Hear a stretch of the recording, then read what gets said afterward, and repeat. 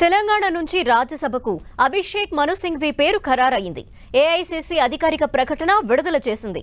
ఇటీవల రాజ్యసభ పదవికి కె కేశవరావు రాజీనామా చేయడంతో ఉప ఎన్నికొచ్చింది.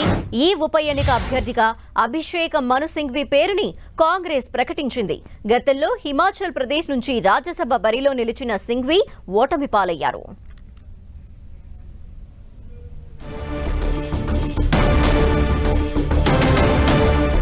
తెలంగాణ నుంచి రాజ్యసభకు అభిషేక్ మను సింఘ్వి పేరు ఖరారైంది. ఏఐసీసీ అధికారిక ప్రకటన విడుదల చేసింది. ఇటీవల రాజ్యసభ పదవికి కె కేశవరావు రాజీనామా చేయడంతో ఉప ఎన్నిక వచ్చింది. ఈ ఉప ఎన్నిక అభ్యర్థిగా అభిషేక్ మను సింఘ్వి పేరుని కాంగ్రెస్ ప్రకటించింది.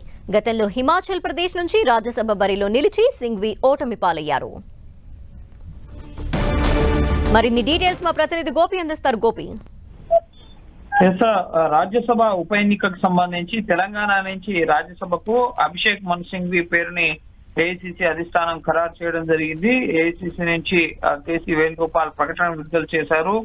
రాజ్యసభ ఎన్నికల బరిలో అభిషేక్ మను సింఘ్వి ఉండబోతున్నట్లుగా ఈ ప్రకటన సారాంశం. తెలంగాణ నుంచి ఇటీవల రాజ్యసభ పదవికి కె కేశవరావు బీఆర్ఎస్ నుంచి రాజ్యసభకు ప్రాతినిధ్యం వహిస్తున్నారు. ఈయన రాజ్యసభ పదవికి రాజీనామా చేసి కాంగ్రెస్ పార్టీలో చేరడం జరిగింది. కాంగ్రెస్ పార్టీలో చేరిన తర్వాత రాజ్యసభ స్థానానికి రాజీనామా చేయడంతో తెలంగాణ నుంచి ఒక రాజ్యసభ స్థానానికి ఖాళీ ఏర్పడడం జరిగింది. ఈ ఖాళీ స్థానంలో ప్రస్తుతం కాంగ్రెస్ పార్టీకి మెజారిటీ ఎమ్మెల్యేల సంఖ్యాబలం ఉంది కాబట్టి ఇటు కాంగ్రెస్ నుంచి ఇటు రాజ్యసభకి అభ్యర్థి ఎంపికకు అవకాశం ఉంది. అందులో భాగంగానే అభిషేక్ మను సింఘ్విని అభ్యర్థిగా కాంగ్రెస్ పార్టీ ప్రకటించడం జరిగింది. ఇటీవల హిమాచల్ ప్రదేశ్ రాజ్యసభ ఎన్నికల్లో అభిషేక్ మను సింఘ్వి అక్కడ హిమాచల్ ప్రదేశ్ లో కాంగ్రెస్ ప్రభుత్వం అధికారంలో ఉన్నప్పటికీ కూడా బీజేపీకి మద్దతుగా కొంతమంది ఎమ్మెల్యేలు ఓటు వేయడంతో అభిషేక్ మను సింఘ్వి అలాగే అక్కడ ఉన్న బీజేపీ అభ్యర్థికి టై అవడంతో ఇటు కాయిన్ టాస్ ద్వారా అక్కడ రాజ్యసభ ఎంపిక జరగడం జరిగింది. అయితే